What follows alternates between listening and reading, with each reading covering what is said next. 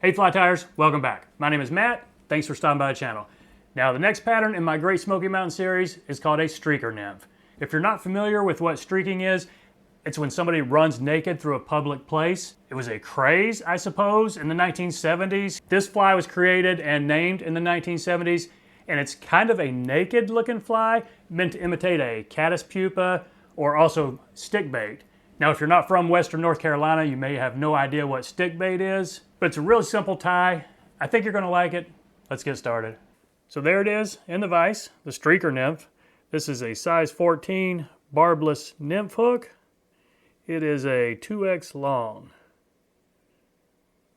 So I'm gonna start off with a base of yellow thread. Now, whatever color you want it to look like. Yellow is a good one, olive is another good one, or even bright green. With the translucent case we wrap around it, a bright green would end up being a softer green. So what we want to do first, before we build up the body, is put in our wrap. Now I'm using, let's see, I've got a better piece here. This is just a thin skin, and it's cut here's the packet of it. It is a body stretch, but it's thin skin. This is, I think it's a 1/4 inch, but I've cut it in half lengthwise. So I want to catch this in.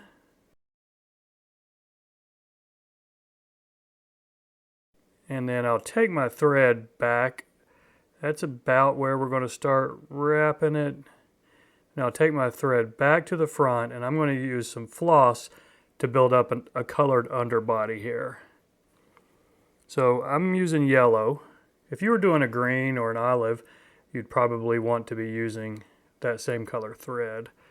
So I'm going to catch that in right here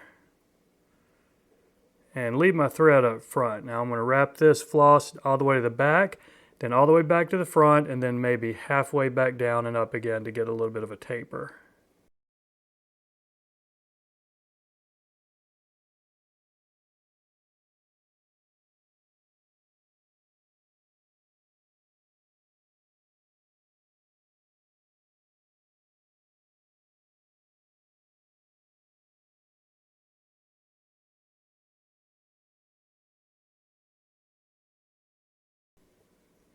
Okay, when you finally got the body built with somewhat of a taper like there, go ahead and catch this off, and we'll wrap up this thin skin.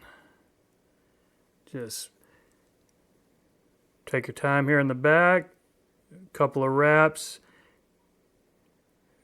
semi-tight to get started. Now slightly over wrapping on the way up.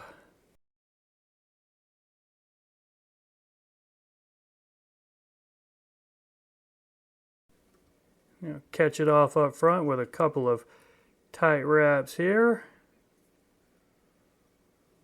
And just one more in the back for good measure. Snip that off close. Now, optional right now is to tie a beard. The original has a ginger or light brown beard, but I tied a couple that way, and you couldn't see it after we did the hackle, so I've left it off, and I think it looks almost exactly the same. So let's get our hackle tied in here. Just white, and I'm using rooster. It's not going to be so stiff that this thing doesn't still look like a nymph. So, and we're not putting a lot of hackle on it, so I'll get 2 or 3 wraps right there. I'm going to fold this back over and get that good and tight right there. Go ahead and snip this excess off before I wrap this. And it's only going to take about 3 wraps. It's not a very heavily hackled nymph. They're just meant to be just some hints of legs up here. So I'm going to put, I think that's going to be fine right there. I'm going to go ahead and catch this off, and we'll build a head such that these lay back a little bit. So I'll go ahead and snip this excess off. And then I'm going to push these back and build up my head. Now I've never heard of this thing being tied with a bead head, but I'm sure you could. It would probably look pretty decent. So I'm putting a couple of medium wraps right there before I close up this head.